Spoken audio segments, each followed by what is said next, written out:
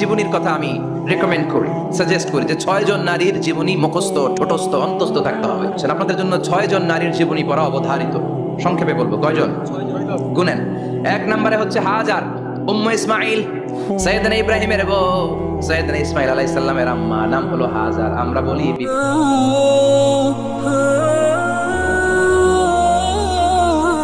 হাজারা, আমরা কি করি? হাজারা আছে না? এই প্যান্ডেলেও হাজারা নামে 2 জন বোন থাকতে পারে। আসলে নামটা হচ্ছে হাজার। নামটা কি? হাজার। এই হাজার হচ্ছে আপনাদের 1 নাম্বার মডেল। 2 নাম্বার কুখ্যাত সন্ত্রাসী ফেরাউনের বউ আসিয়া আপনাদের 2 নাম্বার মডেল। 3 নম্বরে ঈসা আলাইহিস সালামের আম্মা মারিয়াম আলাইহিস সালাম আপনাদের মডেল। বিশ্বনবীর প্রথম বউ খাদিজা আপনাদের মডেল। বিশ্বনবীর একমাত্র কুমারী বউ মা আয়েশা আপনাদের মডেল। আর বিশ্বনবীর কলিজার টুকরা সাইয়্যিদাতুনা ফাতিমা আপনাদের জন্য মডেল। সুবহানাল্লাহ পড়েন। কয়জন? 6 জন। জোরে বলেন। 6 জন। প্রথমে কার নাম বলেছি? হাজার। দ্বিতীয় আসিয়া, 3 নাম্বার মারিয়াম, 4 নাম্বার খাদিজা, 5 নম্বরে আয়েশা, 6 নম্বরে ফাতিমা। সুবহানাল্লাহ পড়েন। বিশ্বনবী বলেছেন কামুলা মিনার রিজালে কাসির, পুরুষদের মধ্যে কামেল পুরুষের অভাব নাই। ওয়ালাম ইয়াকমুল মিনান নিসা ইল্লা 4, নারীদের মধ্যে কামেল নারী হচ্ছে 4 জন। কয়জন? 4 জন। এরপরে আবার বাড়ালেন আয়েশার কথা, আবার বাড়ালেন ফাতেমার কথা, মোট হয়ে গেল 6 জন। সুবহানাল্লাহ পড়েন। মোট কয়জন? 6 জন। আসলে এই 6 জনের জীবনী থেকে একটা একটা করে শিক্ষা আমরা মনে রাখার চেষ্টা করি, তাহলে জীবন উজালা হয়ে যাবে। কয়টা করে শিক্ষা? হাজার আলাইহিস সালাম, ওনার জীবনী থেকে শিক্ষা হচ্ছে তাওয়াক্কুল আলাল্লাহ, বিপদে আপদে সবসময় ভরসা কার উপর? আমাইয়াতাওয়াক্কাল আলাল্লাহি ফাহুয়া হাসবু, যে ব্যক্তি আল্লাহর উপর ভালো করে তাওয়াক্কুল করে একমাত্র আল্লাহই তার জন্য যথেষ্ট হয়ে যায়। সুবহানাল্লাহ।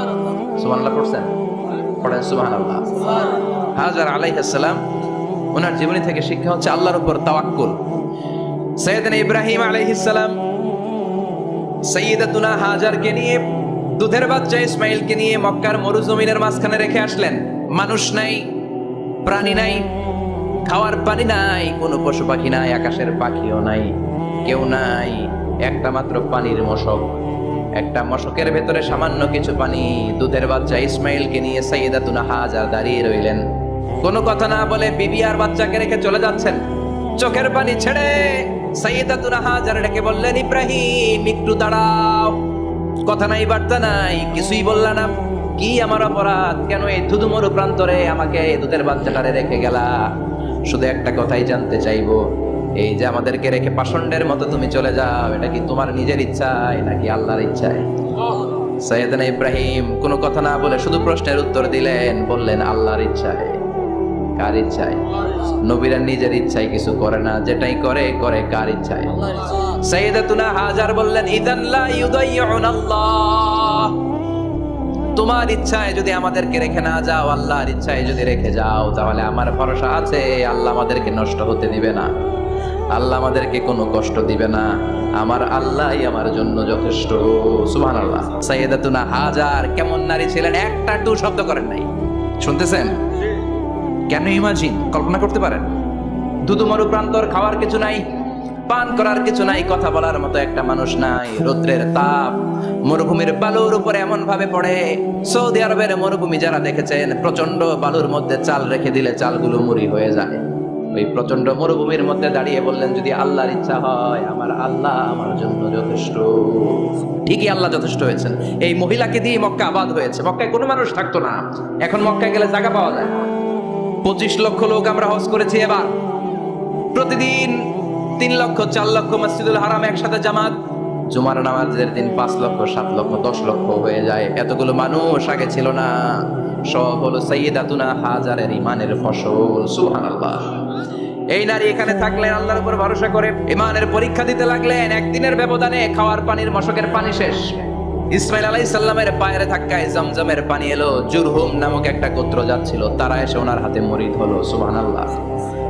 তারা এসে বলল, আমাদেরকে শুধু জমজমের পানি খেতে দেন, আপনি যা বলবেন সব আমরা মেনে নিলাম। শুরু হলো মক্কার আবাদ। হাজার হাজার মানুষ বাড়তে শুরু করলো, মক্কা শহরের এক্সপানশন হলো। গোটা বিশ্ব থেকে লক্ষ লক্ষ মানুষ এখন মক্কার দিকে ছুটে চিল্লায় বলেন ঠিক কিনা? এজন্য আমার মায়েরা অনেক লম্বা জীবনী তার, একটা ঘটনাই বললাম, সাইয়্যিদাতুনা হাজার, ওনার জীবনী থেকে আমার মায়েদের বোনেদের জন্য শিক্ষা, তাওয়াক্কুল আলাল্লাহ। বাঁচি আর মরি, সুস্থ থাকি আর অসুস্থ থাকি, বিপদে থাকি আর যেই কোনো সমস্যায় থাকি না কেন, ভরসা করতে হবে একজনের উপর। তিনি কে? আল্লাহ। আল্লাহর উপর যে ভরসার মতো ভরসা করতে জানে, আমার আল্লাহই তার জন্য যথেষ্ট, ঠিক কিনা? তাহলে হাজার থেকে আমার বোনদের জন্য শিক্ষা হচ্ছে, তাওয়াক্কুল করব আমরা কার উপরে? ভরসা রাখবো কার উপর? সবসময় আত-তাওয়াক্কুল আলাল্লাহ, আল্লাহর উপর ভরসা করতে হবে আমার মায়েরা, আমার বোনেরা। 2 নম্বরে বলেছি কার কথা? আসিয়া রাদিয়াল্লাহু তাআলা আনহা আলাইহাস সালাম, ফেরাউনের স্ত্রী। এই মহিলা অনেক দামি মহিলা, মুসা আলাইহিস সালামের পালক মা। সুবহানাল্লাহ পড়েন। নিজের সন্তান ছিল না, সাইয়েদনা মুসা আলাইহিস সালামকে লালন পালন করেছেন। গোপনে গোপনে মুসা আলাইহিস সালামের উপর ঈমান এনেছেন। গোপনে গোপনে রাত্রিবেলা তাহাজ্জুদ করে চোখের পানি ছেড়ে চাইতেন কার কাছে? ফেরাউনের বউ আর ফেরাউনের ফিনান্স মিনিস্টার, অর্থমন্ত্রীর বউ, 2 জন লুকিয়ে কালিমা পড়ে মুসলমান। ফেরাউন কিছু জানে না। সুবহানাল্লাহ। কি আল্লাহর খেলা! ফেরাউন লক্ষ লক্ষ বনি ইসরাইলের ছোট্ট বাচ্চাকে জবাই করেছে একটা বাচ্চাকে ঠেকানোর জন্য। নাম কি? মুসা। আর ফেরাউনের ঘরে আল্লাহ মুসাকে বড় করলেন। কোন? সুবহানাল্লাহ। লুকিয়ে লুকিয়ে ঈমান আনলো। ফেরাউনের বউ আসিয়া, অর্থমন্ত্রীর বউ, 2 জন মিলে ফেরাউনের কাছে ঘটনা পৌঁছে গেল, খবর পৌঁছে গেল। ফেরাউন ডেকে পাঠালো। দুধের বাচ্চাকে নিয়ে ফেরাউনের অর্থমন্ত্রীর বউ হাজির। কুখ্যাত সন্ত্রাসী ফেরাউনের নিজের বউ আসিয়াও হাজির। ফেরাউন বলে, এক আল্লাহর উপর কুফরির ঘোষণা দে, আল্লাহকে বলে যা, আমার পায়ের সামনে সেজদা দে, আমি মাফ করে দেব। আসিয়ার এক কথা, জীবন যাবে কিন্তু ঈমান যাবে না।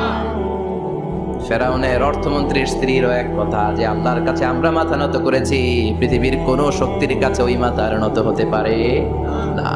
ফেরাউন বলল, তাই নাকি? দেখি তোদের ঈমানের পাওয়ার কত বড়। অর্ডার করলো বিশাল বড় পাতিল নিয়ে আসো, কড়াই নিয়ে আসো। কড়াই ভর্তি তেল গরম করতে শুরু করো, টকবক টকবক করে কড়াইয়ের মধ্যে গরম তেল। ফেরাউন বলে, ও অর্থমন্ত্রীর স্ত্রী, তোমারে অনেক ভালো জানতাম, এখনই আমার পায়ের সামনে সেজদায় লুটিয়ে পড়ো, আল্লাহরে ছাড়ো, আমি তোরে ছেড়ে দেব। অর্থমন্ত্রীর বউ বলে, এত সোজা না। সুবহানাল্লাহ বলে। কি ঈমান? ঈমানের পথে অবিচল থেকে আমার মরণ যেন হয়, তোমারই কাছে মিনতি আমার, তোমারই কাছে মিনতি আমার, মহামহিম দয়াময়, ঈমানের পথে অবিচল থেকে আমার মরণ যেন হয়। পড়েন আমিন। আবার পড়েন আমিন। এক কথা, আল্লাহর সামনে মাথা নত করেছি, কারো সামনে করব না। ফেরাউন অর্ডার দিল, এই মহিলার দুধের বাচ্চাটারে টান দিয়ে আন, টকবক তেলের মধ্যে, কড়াইয়ের মধ্যে গরম তেলের মধ্যে ছেড়ে দে। মায়ের চোখের সামনে দুধের বাচ্চাকে গরম তেলের মধ্যে ছাড়ে। হিসাবটা কি সহজ নাকি?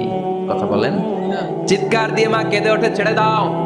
ফেরাউনের নির্দয় অন্তরে দয়া হয় না। দুধের বাচ্চাটারে তেলের মধ্যে ছেড়ে দেওয়ার পরে মুহূর্তের মধ্যে ছেলেটা রোস্ট হয়ে যায়।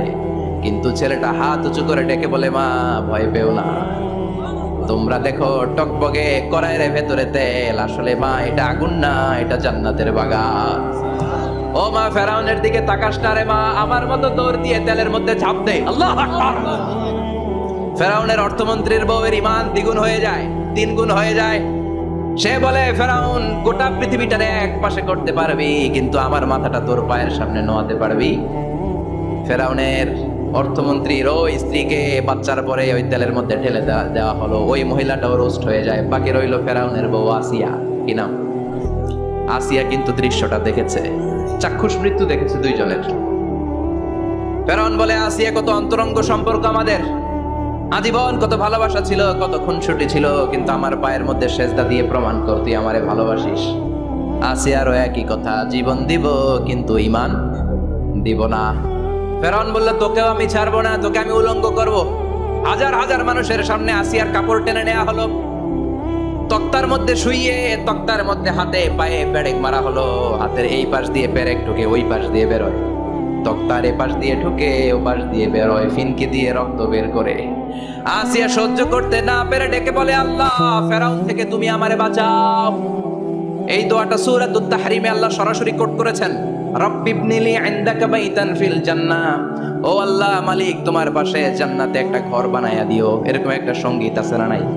এই সঙ্গীতটা সরাসরি সূরাতুত তাহরিম আসিয়ার দোয়া থেকে কোট করা হয়েছে, পড়েন সুবহানাল্লাহ। মালিক তুমি জান্নাতে তোমার পাশে আমায় একটি ঘর বানিয়ে দিও, একটি ঘর বানিয়ে দিও সে বিভীষিকাময় মহাদিনে, তোমার প্রতিবেশী করে নিও মালিক তুমি জান্নাতে তোমার পাশে আমায় একটি ঘর বানিয়ে দিও, একটি ঘর বানিয়ে দিও। আল্লাহু আকবার। সেই 5000 বছর আগের দোয়া আজও আমরা তাফসীর মাহফিলে গান বানিয়ে বলি। 5000 বছর আগের কথা আজও আমরা কোরআনের আয়াত হিসেবে পড়ি। আল্লাহু আকবার। কি মাকবুল হয়েছেন মহিলাটা আল্লাহর দরবারে। আল্লাহরে বললেন, আল্লাহ শুধু তোমার ইবাদতের কারণে আজকে আমার এমন দশা উলঙ্গ হওয়া লাগলো, আমার হাতে পায়ে পেরেক ঠোকা হলো, আল্লাহ এখন গরম তেলের মধ্যে ছেড়ে দেয়া হবে, তুমি বাঁচাও। আল্লাহ বললেন, জিব্রাইল আমার জান্নাতটারে আসিয়ার চোখের সামনে তুলে ধর। আমার আসিয়া দুনিয়ার বুকে থেকে জান্নাত দেখে দেখে আমার মেহমান হয়ে আমার কাছে আসবে। আসিয়াকেও গরম তেলের মধ্যে ফেলে দেয়া হলো। দুনিয়ার বুকে থেকে জান্নাতের নমুনাটা দেখতে দেখতে সাইয়েদাতুনা আসিয়া আল্লাহর কাছে চলে গেলেন। পড়েন আল্লাহু আকবার।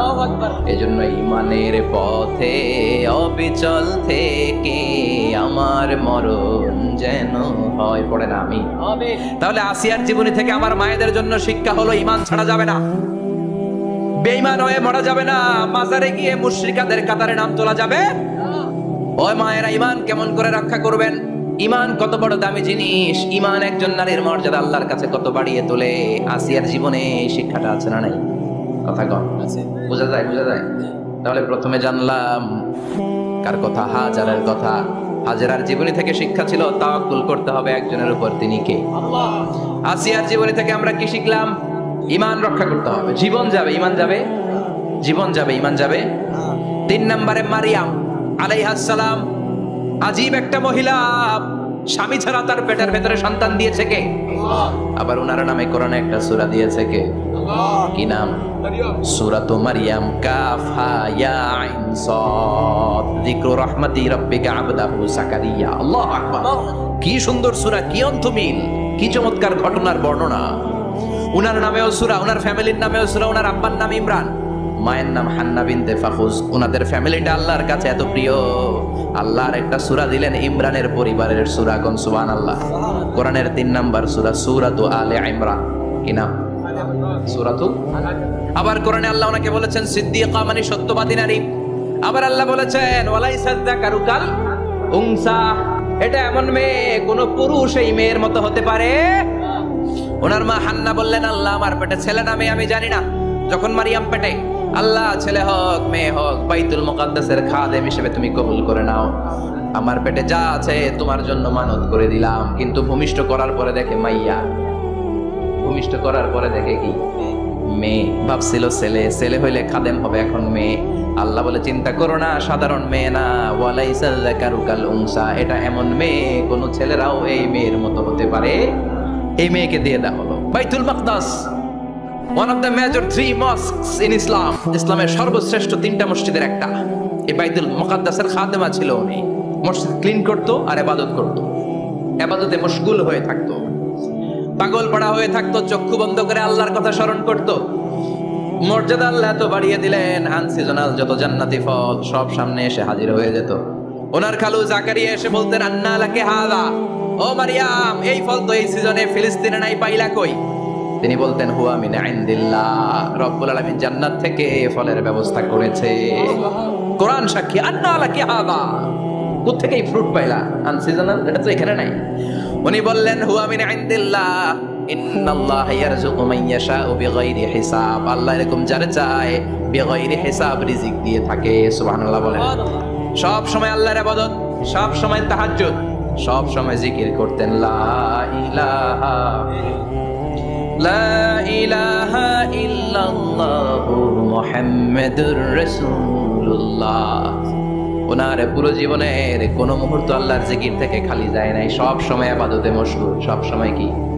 তার মানে মারিয়ামের জীবনী থেকে আমাদের শিক্ষা, আমার মায়েরা বোনেরা ইবাদতে মশগুল থাকতে হবে। কিন্তু দুর্ভাগ্যজনক হলেও সত্যি, আমার বোনেরা জি বাংলা নিয়ে মশগুল থাকে। ওনারা মশগুল থাকে ঠিকই, তবে ইবাদত নিয়ে না। কি নিয়ে? কথা কন। জি বাংলা কি এখনো দেশে চলে? স্টার জলসা এগুলো চলে, কিরণমালা এই সিরিয়ালগুলো চলে। নতুন সিরিয়াল আসছে, নাম কত কয়েকটা, ওয়াজ মাহফিলে বলা লাগবে আমাদের। কি নাম, কি চলে এখন জানো না তুমি? সর্বনাশ, পাগলের মতো মহিলাগুলো বসে থাকে, রাতে দেখতে না পারলে সকালে কাজা কাফার আদায় করে, আছে না নাই? কাজা আদায় করে ফেলে সকালে। খবরদার, জি বাংলা, স্টার জলসা, হিন্দি মুভি নিয়ে মশগুল থাকা যাবে না আমার বোনেরা। আপনিই পারেন আপনার ফ্যামিলিটারে জান্নাতি ফ্যামিলি বানাতে, আপনিই পারেন পরিবারটারে শান্তিময় করতে। নারী ভালো তো পরিবার ভালো। এজন্য মারিয়াম আলাইহিস সালামের জীবনী থেকে আমার বোনদের জন্য শিক্ষা, ঘরের সব কাজ শেষে অবসর যেই সময়টা পাবো ইবাদতে মশগুল হয়ে যাব, ঠিক কিনা? ইবাদতে মশগুল থাকার দরকার আছে না নাই? তাহলে মারিয়ামের মতো আপনাদের মর্যাদাও বাড়িয়ে দিবে কে? কয়জনের জীবনে গেল, আর বাকি কয়জন শুনবেন? কষ্ট হচ্ছে? এরপরে বিশ্বনবীর প্রথম বউ খাদিজা। কি সুন্দর নাম, খাদিজা বললে ভালো লাগে না? প্রথম নারী যিনি কালিমা পড়ে ইসলাম ধর্ম গ্রহণ করেছেন, আমাদের আম্মা জান। বিশ্বনবীর প্রথম বউ, 25 বছর বিশ্বনবীর সাথে সংসার করেছেন, 3 বছর বিশ্বনবীর সাথে জেল খেটেছেন, শিয়াবে আবি তালেবে। কেমন বউ? জামাইও জেলখানায়, বউ জেলখানায়। বিশ্বনবীর সবগুলো বাচ্চা সন্তান ছেলে মেয়ে এই মহিলার গর্ভ থেকে এসেছে, একজন ছাড়া, ইব্রাহিম। ইব্রাহিম বিশ্বনবীর আরেক বউ মারিয়ার গর্ভে এসেছে, বাকি সব খাদিজার গর্ভে। যে আমরা ফাতেমা, বিশ্বনবীর কন্যার নাম কি? ফাতেমার মায়ের নাম কি? খাদিজা। সুবহানাল্লাহ। ফাতেমা, রুকাইয়া, উম্মে কুলসুম, জায়নাব, এই 4 জনের মাই খাদিজা। আবার আব্দুল্লাহ, কাসেম, এদের মায়ের নামও খাদিজা। বিশ্বনবীর সব সন্তান এসেছে খাদিজার পেট থেকে। বরকত বেশি না কম? বিশ্বনবী ভয় পেলে খাদিজার কাছে গেলে ভয় কেটে যেত, সাহস যোগাতেন, শেল্টার দিতেন, ছাতার মতো মাথার উপরে দাঁড়িয়ে থাকতেন। আল্লাহু আকবার। বিশ্বনবী বলতেন, রুজিকতু হুব্বাহা, খাদিজার ভালোবাসা আমার অন্তরে আল্লাহ রিজিক হিসেবে দিয়েছে। আবার বিশ্বনবী বলতেন, আল্লাহ যেই কিয়ামতের দিন বন্ধু বন্ধুরে চিনবে না, ভাই ভাইরে চিনবে না, কেউ কাউরে চিনবে না, ওই কঠিন দিনে আমি আমার খাদিজারে যেন ভুলে না যাই, আমার খাদিজারে যেন দেখা মাত্রই চিনতে পারি এটা আমার খাদিজা। খাদিজাকে নিয়ে মা আয়েশা একদিন একটা কটু কথা বলেছিল, ও নবী, কবে আপনার এই বুড়ি মহিলা, বুড়ি বউ খাদিজা ইন্তেকাল করেছে, তারপরে কত সুন্দরী সুন্দরী বউ আমরা এসেছি, আমার ভালো লাগে না? খালি বুড়ির কথা কন কেন? খালি ওই বুড়ির কথা স্মরণ করেন। আমরা আছি, আমাদের দিকে তাকান, আমরা কত সুন্দরী, আমরা কত ভালো।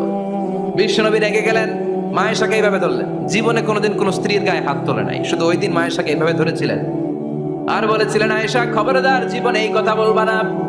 আমার খাদিজা আমার বিপদের দিনের সঙ্গিনী, তোমরা আমার সুখের দিনের সঙ্গিনী। তোমরা কেউ আমার সাথে জেল খাটো নাই, খাদিজা আমার সাথে জেল খেটেছে 3 বছর। কয় বছর? খাদিজা যখন ইন্তেকাল করলো, বিশ্বনবী কবর দিলেন, দোয়া করলেন আর কাঁদলেন। সাহাবারা দোয়া শেষে চলে যায়। আবু বকর বললেন, নবী কবর দেয়া হলো, খাদিজাকে দোয়া করা হলো, এবার চলেন। বিশ্বনবী তবুও যান না। বিশ্বনবী বললেন, আবু বকর তোমার মনে চাই তুমি ঘরে ফিরে যাও, আমি যাব না, আমি দাঁড়িয়ে থাকবো। খাদিজার কবরের 3টা প্রশ্নের জবাব আমি বিশ্বনবী দিয়ে তারপরে ঘরে ফিরে যাব। সাইয়েদনা জিবরাইল এসে বললেন, নবী আর কান্না করবেন না, আর দাঁড়িয়ে থাকবেন না, আর বায়না ধরবেন না, বন্ধুর সাথে চলে যান। খাদিজার কবরের 3টা প্রশ্নের জবাব নিয়ে আপনার টেনশনের দরকার নাই। টেনশন কার? আপনি তাড়াতাড়ি চলে যান। আপনার স্ত্রী খাদিজা যদি কবরের 3টা প্রশ্নের জবাব দিতে কোনো ভুল করে ফেলে, আরশের উপর থেকে আল্লাহ নিজেই জবাব দিয়ে দিবে। আল্লাহু আকবার। কি মহিলা ছিল! বিশ্বনবীকে সবসময় আগলে রেখেছে, শেল্টার দিয়েছে।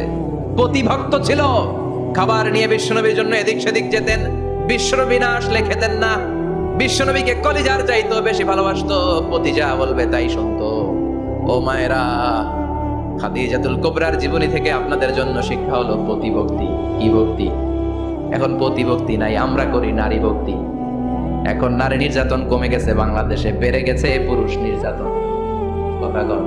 এখন আমরা ভক্তি করা লাগে, আমরা ভক্তি না করলে ঘরে খাওয়ান নাই, এরকম ঝামেলা আছে না নাই? কথা বলেন। আপনাদের নাগাইশের মহিলারা অনেক ভদ্র, নাগাইশের মহিলারা নিশ্চয়ই পতিকে অনেক ভক্তি করে। মায়েরা, বোনেরা, আপনার স্বামী যদি আপনার উপর নাখোশ থাকে, আপনার ইবাদত আপনাকে বাঁচাতে পারবে না। বিশ্বনবী ফাতেমাকে বললেন, ফাতেমা তুমি বিশ্বনবীর মেয়ে হতে পারো, কিন্তু আলী যদি তোমার উপর নাখোশ থাকে তোমার সব শেষ, সব শেষ। আবার বিশ্বনবী বললেন, আমি যদি এক আল্লাহ ছাড়া কারো সামনে মাথাটা নত করার বিধান দিতাম, এক আল্লাহ ছাড়া যদি কাউকে সেজদা করতে আমি বলতাম, আমি দুনিয়ার সব নারীদের বলতাম স্বামীর পায়ে সেজদা দিয়ে পড়ে থাকো। কি সম্মান আল্লাহ দিলেন স্বামীকে। আপনার জান্নাত আপনার স্বামীর ভেতরেই। স্বামীকে সন্তুষ্ট করেন, স্বামীর আনুগত্য করেন, দেখবেন ফ্যামিলিটা সুন্দর হবে। আর স্বামীরা স্ত্রীদেরকে ভালোবাসেন, স্ত্রীদেরকে ভালোবাসার গল্প শোনাবেন, দামি দামি শাড়ি কিনে দিবেন, তারপরে রাত্রিবেলা গান শোনাবেন। আধরাতে যদি ঘুম ভেঙে যায়, মনে পড়ে মোরে প্রিয়, চাঁদ হয়ে রব আকাশের গায়ে, বাতায়ন খুলে দিও। এই গানগুলো শুধু বউয়ের গান, শালীর গান না, বাবির জন্য না, চাচাতো বোনের জন্য না। উল্টা পাল্টা জায়গায় করলে গুনাহ আছে না নাই? স্ত্রীর সাথে প্রেম নিবেদন করেন, ভালোবাসা নিবেদন করেন, সংসারটারে শান্তিপূর্ণ করে দিবে কে? তার মানে খাদিজাতুল কুবরার জীবনী থেকে শিক্ষা কি? ভুলে গেছি কি শিক্ষা? প্রতিভক্তি। কি ভক্তি? স্বামীকে ভক্তি করা লাগবে, তা না হলে জান্নাত নাই। এরপরে বিশ্বনবীর একমাত্র কুমারী বউ নাম কি? আয়েশা। বিশ্বনবী বললেন, উরিতুকি ফিল মানামি সালাসা লায়াল। আয়েশা, বিয়ের আগে তোরে কিন্তু আমি 3 বার স্বপ্নে দেখছিলাম। সুবহানাল্লাহ কইবেন না? বড্ড খুশি হয়ে গেলেন আয়েশা। এরপরে বললেন, 3 বার স্বপ্ন দেখার পরে তোমার ব্যাপারে মনের মধ্যে কেমন কেমন যেন ভালো লাগে। তারপরে একটা ছোট্ট কাগজের মধ্যে, জান্নাতি কাগজ, রেশমি কাপড়ের মধ্যে তোমার চেহারাটা এনে জিব্রাইল বললেন, দেখেন নবী কেমন লাগে? আমি কইলাম ভালো লাগে। কার মেয়ে? আপনার বন্ধু আবু বকরের মেয়ে, বিয়ে করবেন নাকি? বিশ্বনবী বললেন, ও জিব্রাইল, তুমি যদি ঘটক হও, আল্লাহ যদি হয় কাজী, আমি মুহাম্মদ বিয়েতে রাজি। সুবহানাল্লাহ পড়ে। বিয়ে হয়ে গেল, কিন্তু ঘরে দামি ফার্নিচার নাই, টাকা পয়সাও তেমন নাই, কিন্তু আছে খালি সুখ। আছে কি? যেটা টাকা দিয়ে কিনা যায়, টাকা দিয়ে বাড়ি কিনা যায়, গাড়ি কিনা যায়, সুখ কিনা যায় নাকি? টাকা দিয়ে বিছানা কিনা যায়, বালিশ কিনা যায়, ঘুম কিনা যায় নাকি? কথা বলেন।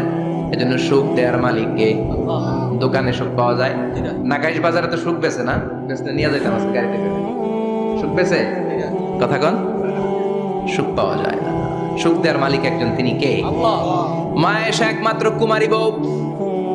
আদর করে তিনি ডাকতেন হুমায়রা, আবার মাঝে মাঝে ডাকতেন ইয়া আয়েশু।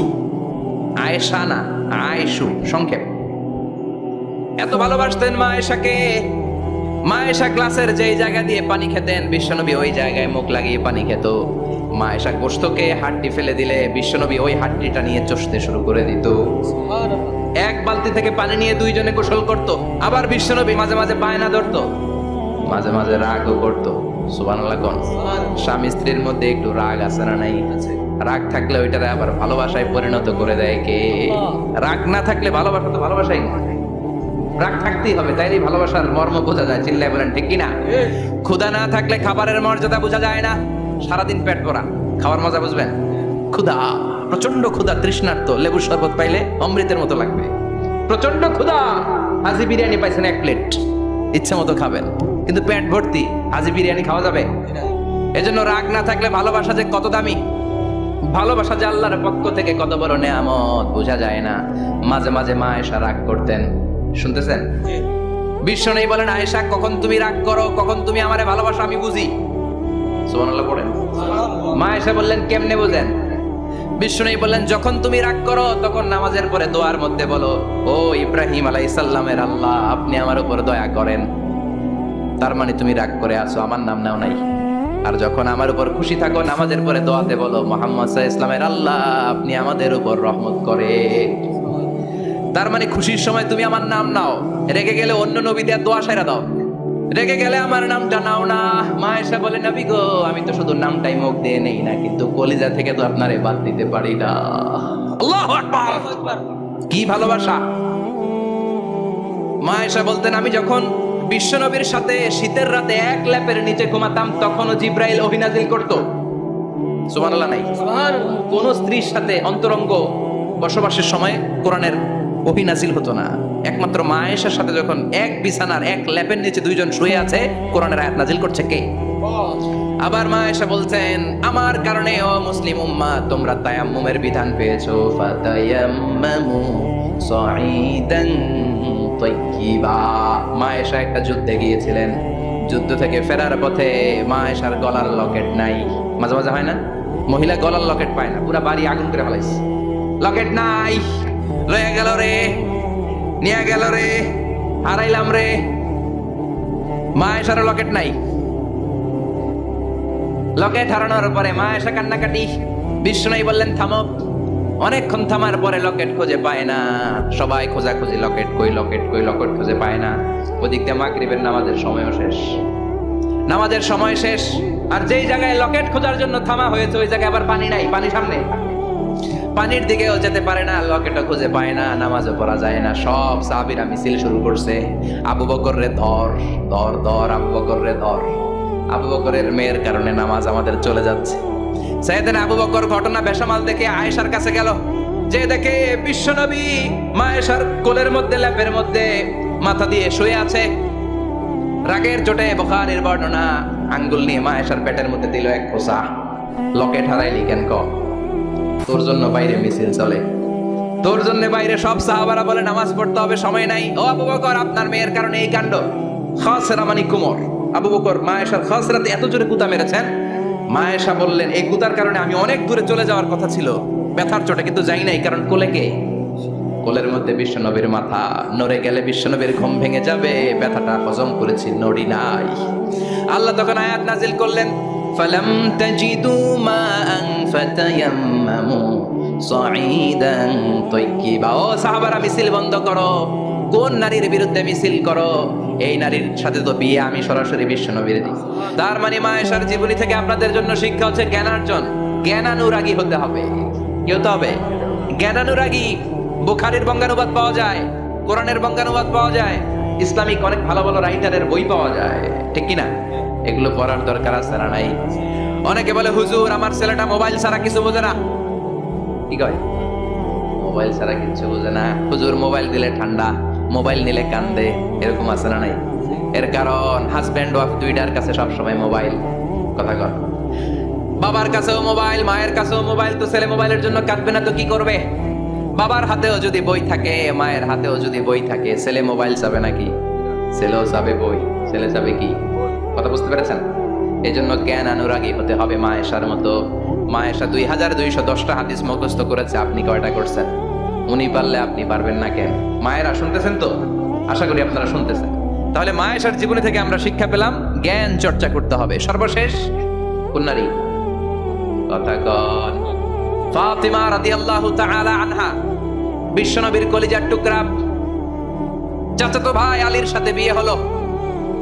আলী যখন প্রস্তাব দিল ফাতেমার কাছে, যে বলে ও ফাতেমা রাজি আছো কিনা? চুপচাপ, কথা কয় না। বিশ্বনবী বুঝলেন রাজি, দুইজনকে বিয়ে পড়িয়ে দিলেন। বিয়ে পড়িয়ে দুইজনকে দাঁড় করিয়ে দিয়ে বিশ্বনবী ওযু করলেন।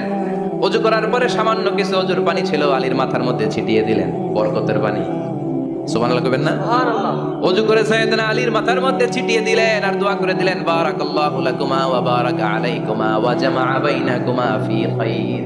আল্লাহ তোমাদের দুইজনকে বরকত দিয়ে দাম্পত্য জীবন শুরু করার তৌফিক দান করুক। আবার দোয়া করলেন, আল্লাহুম্মা বারিক লাহুমা ফি বিনাইহিমা, ওদের সম্পর্কে বরকত দেন। ওয়া নাসালিহিমা শিবলিহিমা, ওদের গর্ভে যেই সন্তান আসবে এগুলোর শ্রেষ্ঠ সন্তান বানান। 1 বছরের ব্যবধানে ঘরটাকে আলোকিত করে প্রথম সন্তানের জন্ম হাসান। সুবহানাল্লাহ। হাসান রে বিশ্বনবী এত আদর করেছেন, বিশ্বনবীর কাছ থেকে এত আদর কেউ কোনোদিন পায় নাই।